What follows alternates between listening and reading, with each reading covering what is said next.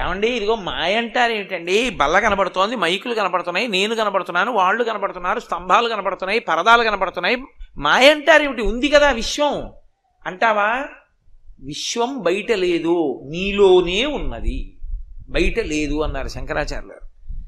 అనగానే మనం ఏమంటాం? అబ్బెబ్బే చాలా అమాయకంగా మాట్లాడుతున్నారండి ఎంత జగద్గురువులైనా. బయట లేకపోవడం ఏంటంటే ముట్టుకుంటే తెలియట్లా, బయట ఉంది విశ్వం, నాలో ఉండడం ఏమిటి అంటే శంకరాచార్యులు వారు అన్నారు, సరే నీలోనే ఉంది, నీలో లేదు బయట ఉందని ఎలా చెప్తున్నావు? అనుభవంతో కదూ, నేను ముట్టుకుంటున్నాను కదండి, నేను చూస్తున్నాను కదండి అని కదా అంటున్నావు, కాబట్టి బయట ఉందని కదా అంటున్నావు. అలా అయితే నేను ఓ మాట చెప్తా విను అని శంకరులు అన్నారు.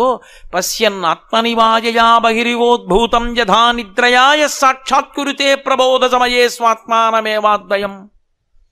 రాత్రి నేను నిద్రపోతున్నప్పుడు కాశీపట్టణం వెళ్ళినట్టు, గంగానదిలో స్నానం చేసినట్టు, ఆ గంగ ఒడ్డును నిలబడ్డట్టు, చంద్రశేఖరేంద్ర సరస్వతి స్వామివారు, భారతీ తీర్థస్వామి వారు వచ్చి స్నానం చేస్తున్నట్టు, వాళ్ళు సత్యదండాలు ముంచుతున్నట్టు, నేను వాళ్ళని చూసి మురిసిపోతున్నట్టు, నేను వాళ్లతో పాటుగా శివాలయంలోకి వెళ్ళినట్టు, రుద్రం జరుగుతుంటే అభిషేకం చేస్తున్నట్లు నాకు కల్లో కనపడుతుంటే ఆనందంతో పొంగిపోతున్నాను.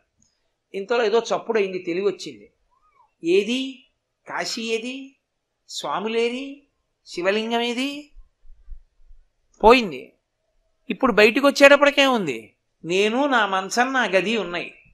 మరి కలలో నీకు కనపడింది కూడా అనుభవాన్ని ఇచ్చిందా లేదా? సంతోషపడ్డావా లేదా కాశీలో ఉన్నానని? మరి అనుభవాన్ని ఇచ్చింది నిజమైతే నీకు కలలో అనుభవాన్ని ఇచ్చిన కలలో కాశీ ఏది?